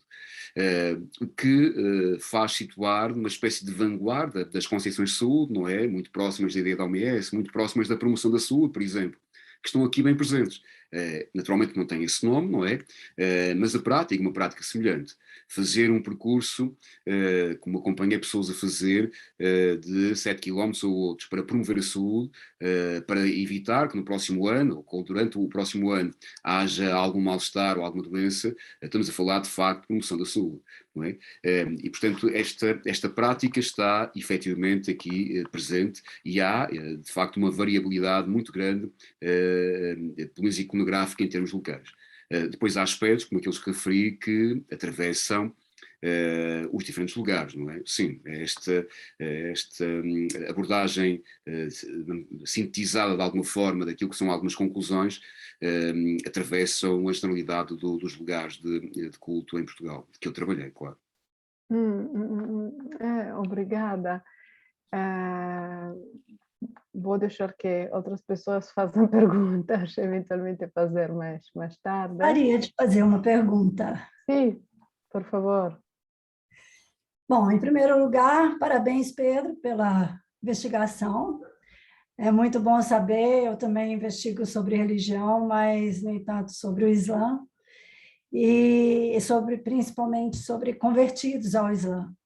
E apesar de ser cristão, e ter, obviamente, uma noção sobre esses pontos de peregrinação dentro da religião cristã. Eu fiquei, assim, um pouco curiosa, porque Senhora da Saúde, pelo menos a mim, remete a uma crença e assim, um pedido muito mais ligado à vida, né? Pedimos saúde para viver, pedimos sobre a maternidade, então é uma coisa bem mais terrena, uma coisa de vida. Outro dia eu ouvi uma fala interessante de que morreu uma cantora, né, que é conhecida no Brasil, e então foi tema de jornais sobre vida e morte. E aí uma pessoa disse o seguinte: nós passamos a vida inteira fazendo de conta que a morte não existe, que é um fato. E aí eu vejo a Senhora da Saúde ligada à vida, à saúde, para vivermos uma longa vida saudável. E no caso dessa senhora que perdeu os filhos, a revolta dela, pelo que me parece, é com Deus, mas tem medo de se revoltar e de ser castigado. Como que fica a imagem da Senhora da Saúde no caso dessas perdas, no caso da morte? Porque eu acho que nós todos passamos recentemente, né, por essa pandemia, e muitas mortes aconteceram. Então, eu não sei se você teve a oportunidade de retornar ou de conversar com esses seus interlocutores. Eu gostaria de saber como é que fica essa imagem da Senhora da Saúde em relação à morte. Não sei se ficou clara a pergunta, ficou? Sim. Obrigado, Vera, pelas questões. Eu acho que a formulação que foi feita é particularmente interessante, que é coisa de vida, não é? É verdade, não é? A Senhora da Saúde é uma coisa de vida, não é? E de facto há, eu diria que um dos motivos que leva a que a Senhora da Saúde tenha uma atualidade bastante grande é exatamente ser uma coisa de vida. Porque não está reduzida a toda uma dimensão associada exclusivamente ao sofrimento, à doença e à morte, mas está focada naquilo que é a vida, não é? E, portanto, é de facto uma coisa de vida, e por isso é que as pessoas a procuram também para viver da melhor forma possível, para evitar algum tipo de doença, sofrimento, etc., para, por exemplo, promover aquilo que pode ser um bem-estar familiar. E recorrem a ela também, porque ela, para as crentes, é uma entidade religiosa para tudo, porque tudo é saúde, dentro desta perspectiva, tudo é saúde. Contudo, o facto de ela ser uma coisa de vida não significa que também não seja uma coisa para fazer face àquilo que são situações de sofrimento específico, de doença específica. Sim, eu entrevistei muitas pessoas que tiveram situações, por exemplo, cancerígenas, e que recorreram à Senhora da Saúde exatamente para isso. E, portanto, é também uma segura para fazer face àquilo que é a doença mais pungente, seja a própria, seja familiares, particularmente filhos. Aquilo que me parece que faz o sofrimento remeter as pessoas para uma dimensão de uma particular existencialidade, não é? Quase que fazendo pensar nas ideias do Dasein, do Heidegger, não é? De alguma forma, a vida autêntica é a tomada de consciência da nossa finitude, não é? E o sofrimento lembra isso. Não é? O sofrimento lembra, de facto, a finitude, não é? A proximidade com a morte. Portanto, traz consigo uma solidão e traz consigo uma revolta contra Deus. Não com a Segurança da Saúde. Não encontrei nenhuma das pessoas que entrevistei que tivesse alguma revolta contra a Segurança da Saúde. Acima de tudo porque não viam nela a responsabilidade daquilo que era as ações, acima de tudo, maléficas que pudessem acontecer na sua vida. Não viam todo e, portanto, ela é sempre vista nesta proximidade com a mãe e nesta idealização da mãe. A mãe nunca vai querer fazer mal a ninguém, aos seus filhos em particular. Naturalmente que sabemos que encontramos ações maléficas de mães, não é? Só que esta é uma mãe ideal, não é uma mãe real. Esta mãe ideal, na concepção que estes crentes têm, de forma alguma vai agir provocando alguma forma de sofrimento. E, portanto, não está em causa. Em relação a trabalhos, à situação recente da pandemia, não tenho desenvolvido trabalho nesse sentido, estou num outro tipo de trabalho. Tenho alguma curiosidade e algum interesse em poder retomar o trabalho. Aliás, o último trabalho que fiz foi precisamente sobre uma rua, neste lugar de culto a Senhor da Saúde, em que é colocado um altar, em que os crentes colocam um altar, mas foi de facto no pré-pandemia, antes mesmo de chegar à pandemia, e depois da pandemia não voltei a fazer qualquer processo de investigação neste campo em concreto, e portanto não tenho informação para poder partilhar. Obrigada, Pedro. Obrigado. Há alguém mais que quer fazer uma pergunta ao Pedro? Eu gostaria de perguntar. Sim, por favor. Bom, muito obrigado, Pedro. Eu acho muito interessante essa dimensão do culto mariano como equidistante do catolicismo, digamos, mais institucional, mais oficial, fora do catolicismo. Está no meio, digamos, não exatamente no meio, mas equidistante do algo oficial, institucional, e uma coisa mais também de multiplicidade, que não é uma coisa muito bem fixa, Maria é muitas. Eu acho, isso é como um comentário que acho muito interessante. Mas queria perguntar se há algum dado etnográfico dessa mesma coisa como ponto de comparação. Por exemplo, primeiro, a noção da origem da doença. Não é Maria da Saúde não provoca doença, mas eu gostaria de perguntar se há uma noção de origem da doença fora do biomédico, fora do... onde está relacionado na parte, digamos, católica, mais institucional, ou uma parte mais fora do catolicismo? Também essa equidistância, pelo menos na apresentação, tivemos uma ausência digamos, do marido do Maria, do Deus.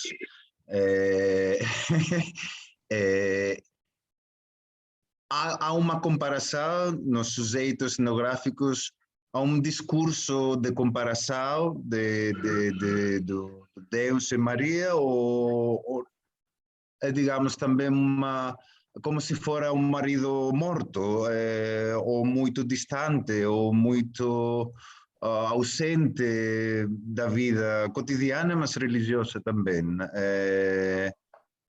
Ou pode ser relacionado com a minha primeira pergunta da origem da doença?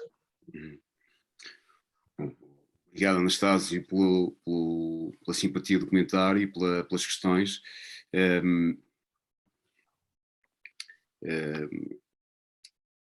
Para estes crentes, e seguramente se calhar para outros, o acaso não existe necessariamente.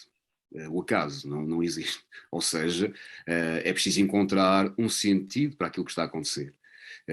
E esse sentido para o que está a acontecer, frequentemente, no caso deste trabalho que realizei, naquilo que diz respeito a situações de doença e de sofrimento, é atribuído a Deus. Às vezes é atribuído a Deus sem encontrar uma explicação para isso, não é? E procurando acomodar esse sofrimento que Deus está a impor às pessoas. Outras vezes é atribuído a Deus com revolta. Estou recordado de uma senhora que o seu marido tinha Parkinson. E ela vivia muito mal com isso, não é? Muito revoltada com isso. E era uma crente muito devota da Senhora da Saúde. E aquilo que ela me dizia era precisamente aquilo que eu disse há pouco, que é: só não me revolto mais contra Deus, porque eu de facto tenho medo de ser castigada, porque senão revoltava. Contudo, há crentes que aquilo que acham é que Deus está a pô-las à prova, está a testá-las. E aqui entramos em algo interessante, que é pensar na concepção de Deus muito próxima do Antigo Testamento, não é? Deus castiga, põe à prova, não é? E aquilo que me parece é que para estas pessoas há digamos, estão numa espécie também de teste à sua própria fé, não é? Há algo próximo da ideia do Job, não é? Até onde é que ele vai aguentar? Esse pacto com o diabo, até onde é que ele aguenta? Aqui também, não é? Até onde é que as pessoas aguentam na sua crença em Deus, não é? E continuam, de uma forma geral, a acreditar em Deus, sim. Apesar de se revoltarem, não é? Continuam, não é? Por exemplo, uma expressão que é usada popularmente em Portugal e que estas pessoas me diziam algumas vezes é: que mal fiz eu a Deus para ter este sofrimento. Não é? Porque não encontram na sua vida alguma coisa que tenha sido má.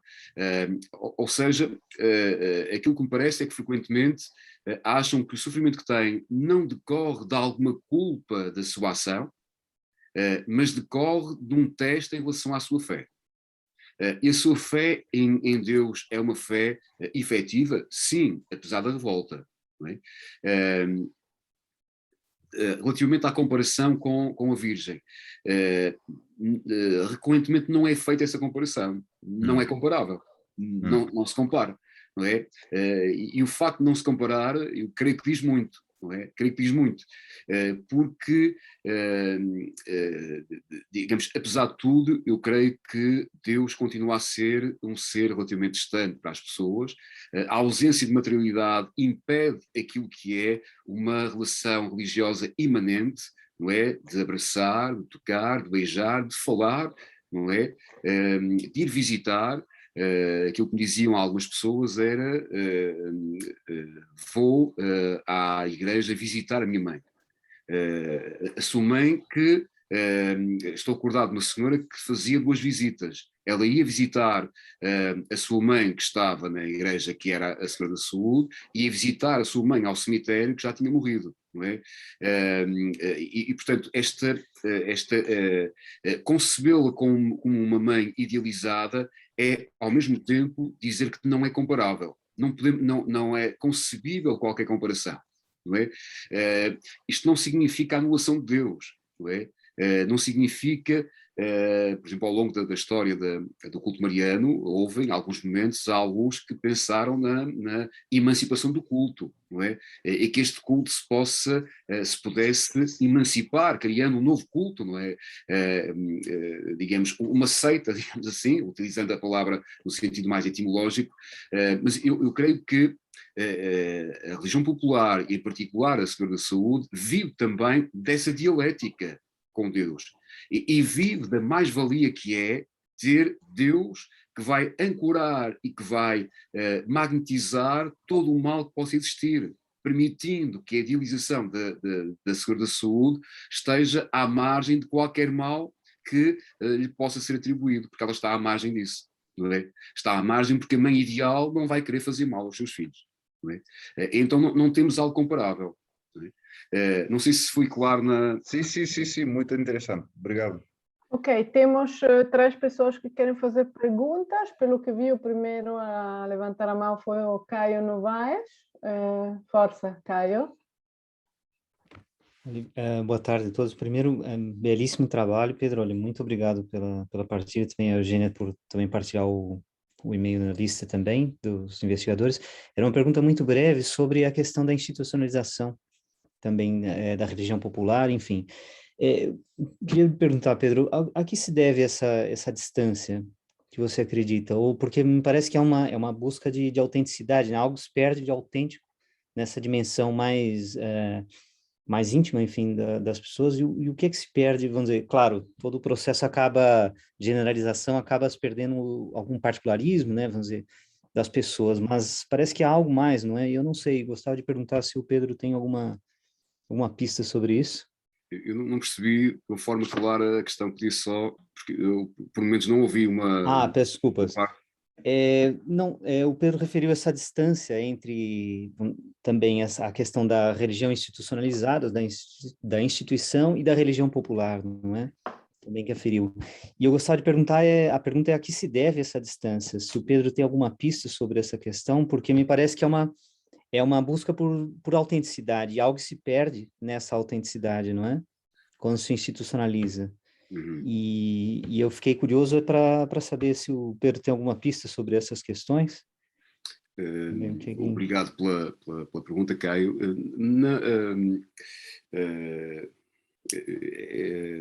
Eu diria que quando nós pensamos na religião instituída e na religião popular, elas digamos, não há um hiato que as separa, não é? Não há um rio que as separa. Elas estão numa dialética constante. Aliás, a religião popular, do meu ponto de vista, não existe em religião instituída. A questão que se levanta, a meu ver, frequentemente, é que a religião instituída tem uma ideia, tem uma doutrina definida, idealizada como deve ser, da relação com Deus, por exemplo, daquilo que deve ser os processos de veneração, por exemplo, e que de transcendência, não é, do outro mundo, e que para os crentes aquilo que me parece que pretendem não é anular isso, é dizer que isso é insuficiente. E que para além de naturalmente pensarem no outro mundo, para além de naturalmente quererem essa transcendência, não é? Aquilo que querem é também essa imanência. E essa imanência passa por determinadas ações performativas, que podem passar, por exemplo, pelo toque, pode ser pela forma como vem a imagem, não é? Como dizia o Victor Turner, a imagem, nomeadamente da Virgem, não é uma representação de um poder. Para os crentes é o próprio poder, não é? Tem poder, efetivamente, não é? E, portanto, as pessoas relacionam-se com a imagem de uma forma muito humana, não é? E isto afasta-se daquilo que é uma certa doutrina, porque se aproxima daquilo que é uma adoração, não é? Mesmo no caso da Virgem, da hiperbolia, não é? Mas em alguns momentos já não estamos a falar de uma hiperbolia, estamos a falar, diria eu, não é? De uma certa adoração. Porque as pessoas querem tocar, as pessoas querem beijar, querem falar com ele, veem ali de facto um poder. Não é uma representação de um outro poder, é o poder que está ali naquela imagem. Não é? E por isso é que aquela senhora que eu entrevistei quis pegar na imagem. Há muito que ela queria pegar na imagem. E quando conseguiu pegar foi um momento extraordinário, um momento de êxtase, não é? Onde todo o mal que pudesse existir, toda a doença, todo o sofrimento desapareceu. não é? É interessante que ela, aquilo que me dizia quando me relatava, chegou ao fim a perguntar, este é um momento extraordinário, não é? Eu fiquei em silêncio, não é? Porque eu de facto não sei se é, não é? Eu não sei se é extraordinário. Sei que para ela é extraordinário, não é? Mas não sei se de facto é extraordinário.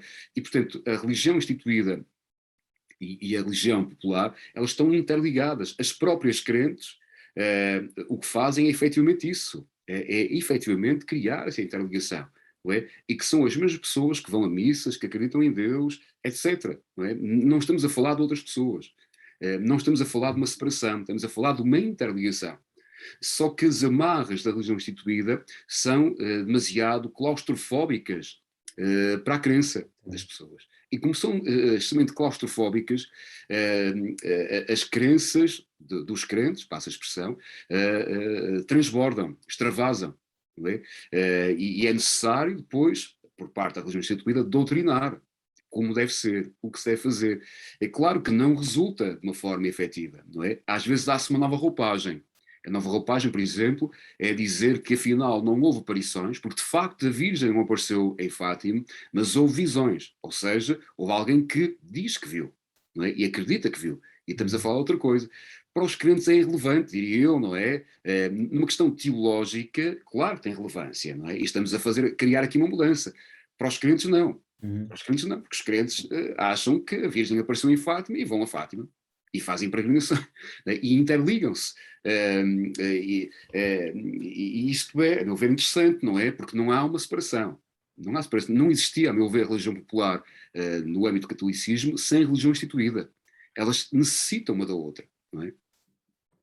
Muito obrigado. Obrigado. Ok, então agora é o turno do Vincenzo. Força. Olá, boa tarde.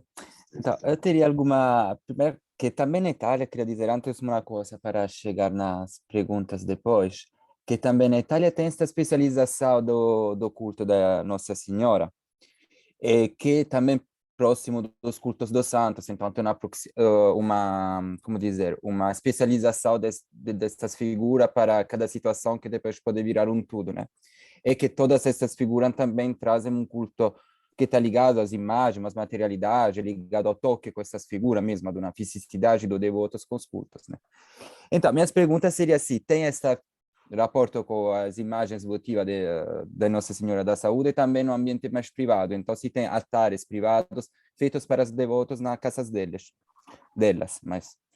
E também se tem, quando mais no espaço mesmo mais íntimo das entrevistas que o senhor fez, se tem apelativos particulares que essas pessoas dão para falar de Nossa Senhora da Saúde, então apelativos mais de familiaridade, mais de proximidade que podem ser feitos para os devotos para falar com a Nossa Senhora da Saúde. E a terceira, sempre bastante etnográfica e última também, é sobre as datas das peregrinações. Então, tem diferença, tem muitos cultos, só no Portugal, mas no norte vimos também, desse culto, se as datas das peregrinações são sempre as mesmas, ou tem diferença, várias datas diferentes. E se o senhor encontrou também, mesmo devotos em diferentes cultos, em diferentes santuários dessa senhora. É isso. Muito obrigado. Espero que não peguei mais tempo. Obrigado, Vincenzo. De facto, eu creio que a certa altura, quando começamos a estudar aquilo que são os fenómenos da religião popular em Portugal, mas não só, eu julgo que em Espanha será igual, em Itália também será igual, podemos começar a duvidar daquilo que é um monoteísmo religioso católico. Não é? Se nós o olharmos não pela via doutrinária, não é? Não pela via teológica, mas se olharmos pela via, como me parece que deve ser, antropológica, através daquilo que é a perspectiva dos crentes, aquilo que notamos é que, de facto, não falando em divindades, não é? Não falando em Deus, mas falamos em santos. E cada santo tem um atributo. E depois há uma entidade, que é aquela que tem uma enormidade de atributos. E então essa torna um lugar privilegiado, não é? Que é, de facto, a Virgem.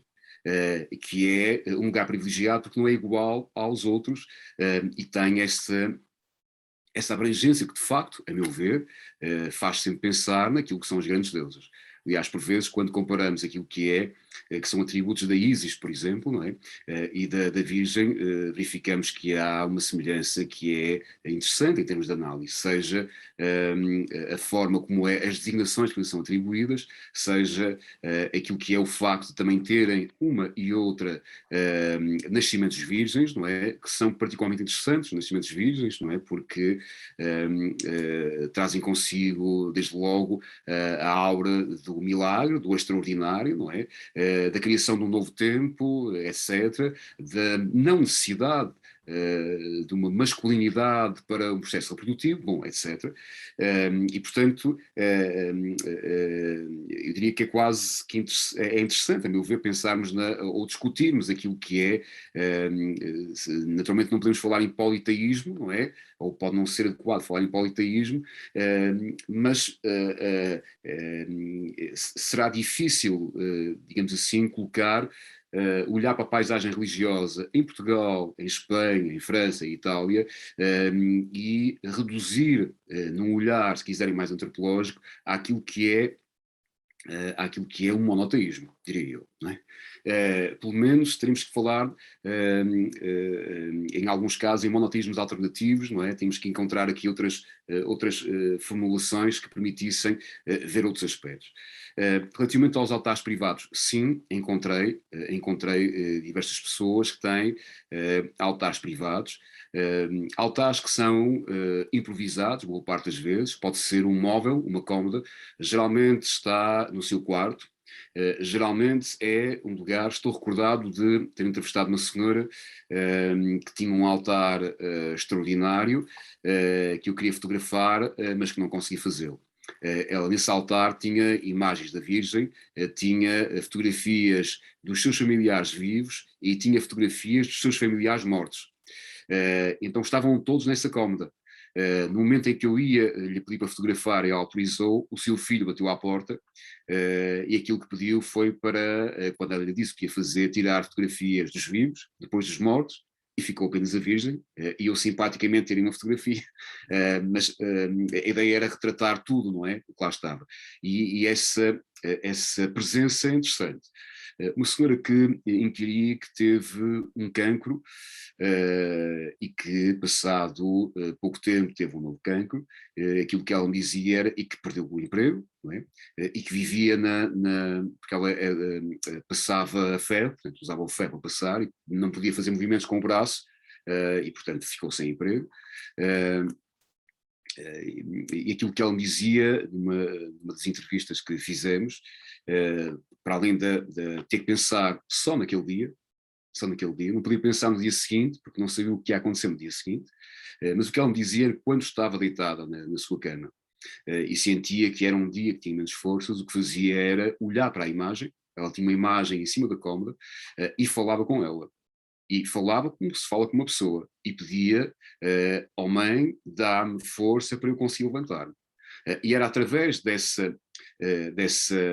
digamos, da réplica desse pedido, portanto, a partir do momento em que ela fala com a imagem, esta crente e outras sentem uma espécie de réplica, não é? Esse poder da própria imagem, que faz com que sintam que têm a força suficiente, de facto, para conseguir, neste caso, levantar-se.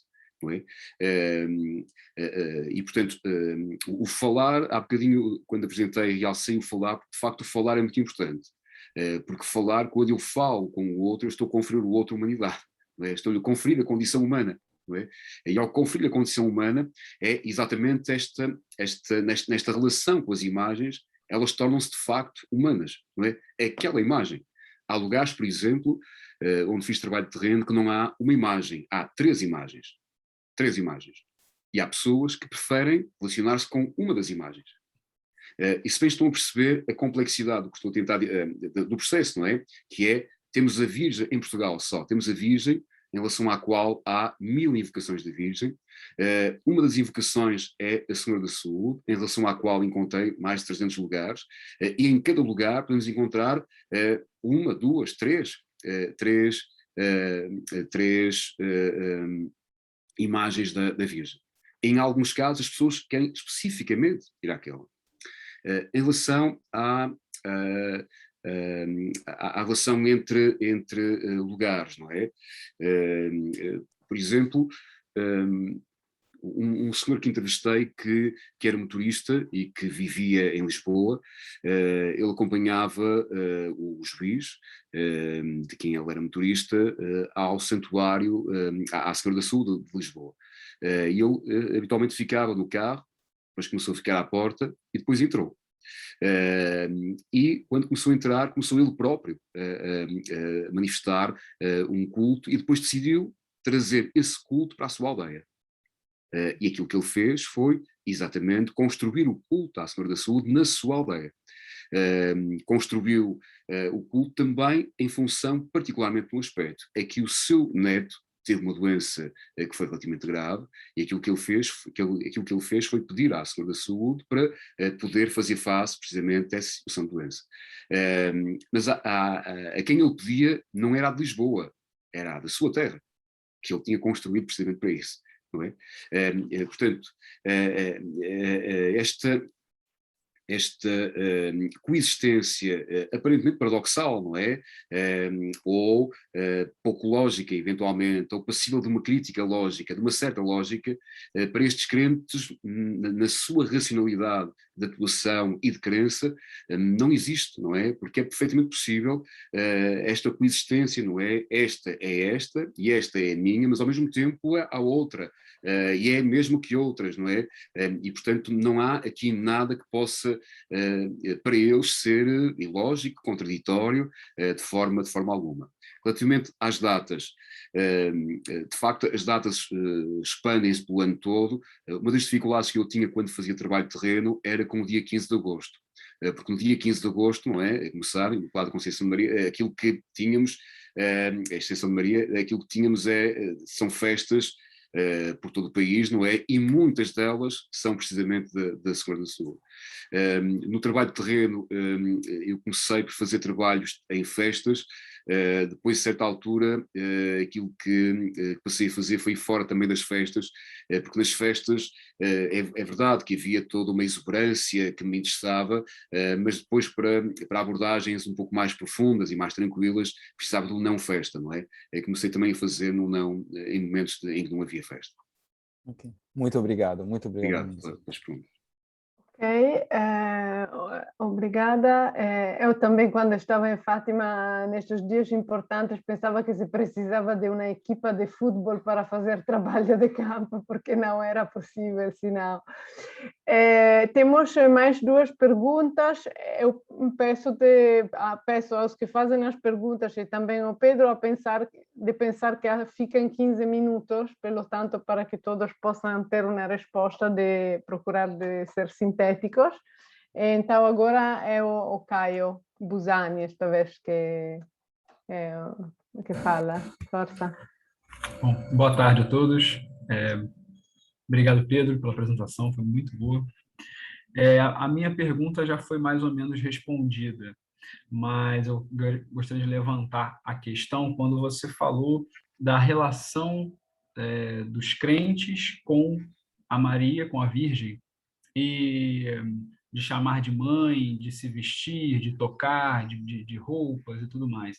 E de imediato me lembrou do autor, que é o Rubem Alves, né, brasileiro, e ele e define a religião não como a essência da religião, não como um objeto, mas como uma relação, a criação de um relacionamento, né? E daí uma experiência estética.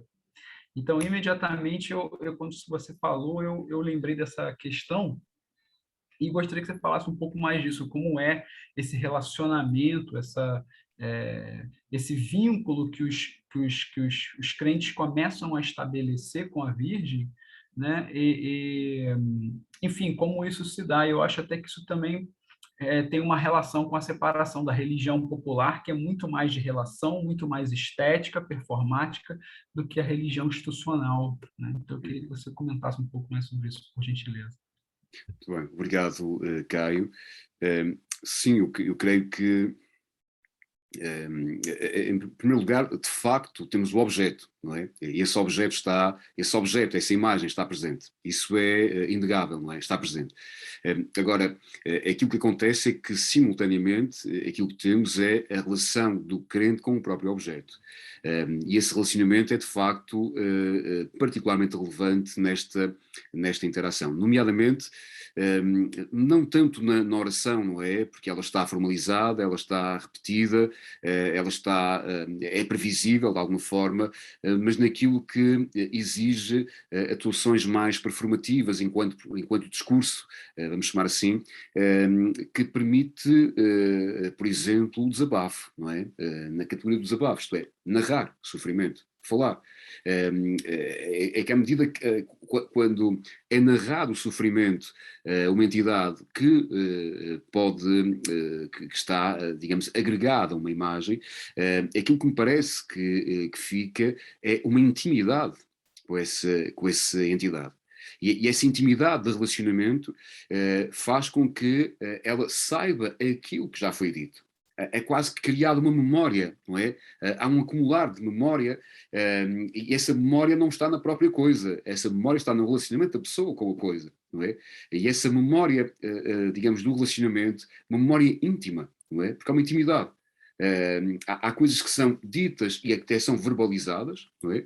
Outras coisas não são verbalizadas, são ditas mentalmente. E essa memória eu diria que é quase que uma espécie de reservatório mnemónico comum entre o crente e aquela entidade, em que ambos sabem aquilo que ela disse, ambos sabem o sofrimento que tiveram. E aquilo que o crente sabe, que a crente sabe, é que há uma compreensão por parte do Senhor da Saúde relativamente aos seus sofrimentos, porque a partilha que tem de elementos identitários comuns, ser mãe, ser mulher, teres filhos com sofrimento, tudo isso permite que seja passível uma tradução daquilo que é dito, não é? E essa tradução que leva à compreensão e a criar-se relacionamentos de intimidade. E esses relacionamentos de intimidade, de facto, são de uma relevância muito grande para os crentes e que se transformam, a meu ver, numa mais-valia em situações futuras. Ou seja, esta intimidade, de alguma forma, permite ou potencia os crentes de pensarem que quando acontecer alguma coisa, poderão falar com esta entidade. Quando acontecer alguma coisa, poderão desabafar com esta entidade. E por aí fora, não é? E, portanto, temos aqui, digamos, níveis de relacionamento ou tipos de relacionamento que são que não são de circunstância, mas que vão acumulando memória na relação da pessoa, do crente, com a entidade. E com aquela entidade que está traduzida naquela imagem concreta. Não é? Quando há bocadinho eu falava daquela senhora que tinha passado pelas situações de cancro, e falava com a imagem que estava em cima do quarto, essa é uma imagem específica que ela tinha, não é? Em cima do quarto. Ela também ia ao santuário, mas quando queria falar, era com aquela imagem que falava, e não com outra. Não é? E, portanto, temos a materialização, mas temos também o relacionamento com essa entidade. Não sei se respondi de uma forma cabal à pergunta. Sim, ok, obrigado. Ok, então passamos a Joana. Força, Joana. Boa tarde a todas e todos. Pedro, muito obrigada. Foi muito inspirador este webinar e ajudou-me bastante também a fazer algumas ligações. A pergunta que eu tenho é muito, muito simples. Qual é que é a faixa etária das mulheres que são devotas à Nossa Senhora da Saúde? Porque, pelo que tu falaste, está esta dimensão da maternidade muito presente. E tendo em conta que, por vezes, essa ligação, qualquer que seja a ligação, uma divindade feminina, tem esta questão da maternidade muito presente. E era para saber se encontraste também mulheres mais jovens, que ainda não foram mães, ou que não querem ser também neste meio. Bom, obrigado, Joana. Eu diria que o culto à Senhora da Saúde abrange todas as faixas etárias, homens e mulheres, e diria que particularmente mulheres. Muitas vezes começamos a ter, por exemplo, meninas que se vestem de senhoras da saúde, que prestam culto, têm gosto em ir nas procissões, por exemplo, e começam todo um processo de socialização da crença, não é? Que começa desde cedo. Contudo, eu creio que o momento a partir do qual começamos a ter pessoas que vão gerir a sua família, que vão gerir a sua vida com maior autonomia, a partir do momento em que temos maternidade, em que são mães, em que há uma descentralização, digamos assim, da sua entidade, porque há uma centralidade eventualmente maior dos filhos, isto faz com que o surgimento de situações de aflição possa aumentar. E de facto, nestas crentes, eu diria que o que será dominante é que estas crentes sejam mães, não é? Isto é, já tenham passado pela maternidade, pelos processos de maternidade, e será dominantemente a partir daí. Porque é também dominantemente a partir daí que é provável que surjam mais problemas de saúde, não é? Mas é também quando há uma responsabilidade sobre outros, não é? E algo que caracteriza frequentemente este culto é a preocupação não apenas com a saúde própria, mas muito com a saúde daqueles que fazem parte da esfera familiar. Não é? Cuidar da família. O conceito de cuidar da família passa por usar os mais diferentes recursos para cuidar da família. Cuidar da família pode ser cuidar com mesinhamento da casa, por exemplo, mas é cuidar no sentido em que toda a família tenha saúde. E isso exige o recurso, por exemplo, de entidades sobrenaturais, concretamente à Senhora da Saúde. E, portanto, de facto, eu diria que se tivesse que eleger uma característica, não é, destas carentes, eu diria que uma boa parte são mães, não é? E a maternidade, digamos, propicia o culto.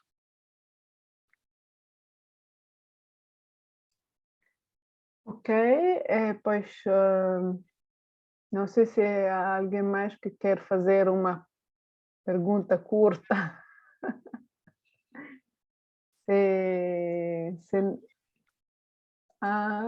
Vejo alguém, eu não consigo ver, não, já está, ok. Pois então, eu acho que podemos agradecer ao Pedro pela apresentação, realmente muito interessante. E não sei se Eugênio ou Anastácio querem dizer alguma coisa ou lembrar algum evento futuro. Não, ok, pois para os que não sabem, temos também uma mailing list do NAR, uma página Facebook, se querem seguir-nos através destes canais, é bom. Também, Pedro, se tu queres enviar informação sobre o teu livro, não é? Para esta lista é assim, é bom, assim é mais fácil. Ou também um link de como se pode comprar online para quem está em Brasil, não é? E, bom, então, muito obrigada a todas e a todos e nos vemos, espero, no próximo webinar, do NAR. Sim, há uma mesa redonda.